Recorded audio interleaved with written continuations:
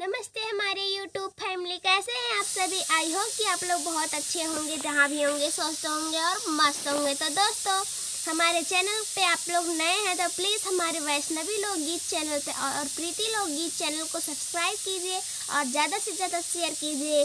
गीत कैसा लगता है कमेंट बॉक्स में ज़रूर बताइए। तो आज मैं ले आई हूँ फिर से एक नया कहरा हुआ गीत, तो कैसा लगेगा कमेंट बॉक्स में ज़रूर बताइएगा आप सब। होई गईले जियरा के गजब सतिया, होई गईले जियरा के गजब सतिया, पिया महंगाई गईले बहुतई पिया जिया, पिया महंगाई गईले बहुतई पिया जिया, पिया महंगाई गईले बहुतई पिया जिया।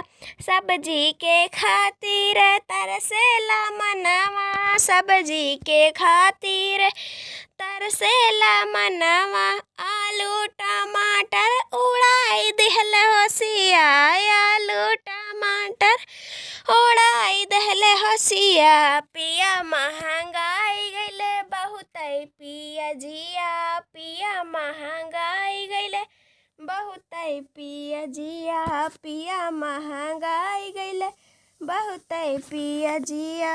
होई गईले जियरा के गजब सतिया, होई गईले जियरा के गजब सतिया, पिया महंगाई गईले बहुतई पिया जिया, पिया महंगाई गईले बहुतई पिया जिया, पिया महंगाई गईले बहुतई पिया जिया।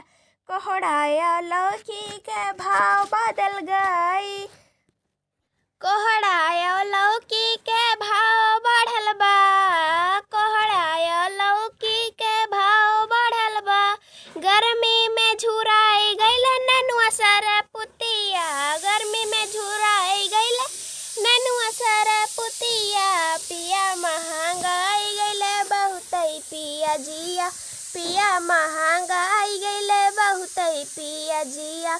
होई गईले जियरा के गजब सतिया, होई गईले जियरा के गजब सतिया, पिया महंगाई गईले बहुतई पिया जिया, पिया महंगाई गईले बहुतई पिया जिया।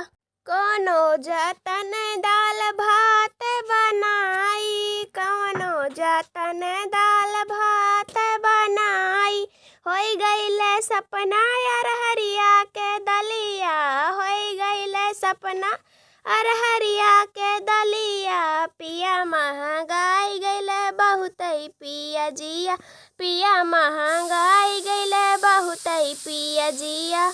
होई गईले जियरा के गजब सतिया, होई गईले जियरा के गजब सतिया, पिया महंगाई गईले बहुतई पिया जिया, पिया महंगाई गईले बहुतई पिया जिया, पिया महंगाई गईले बहुतई पिया जिया।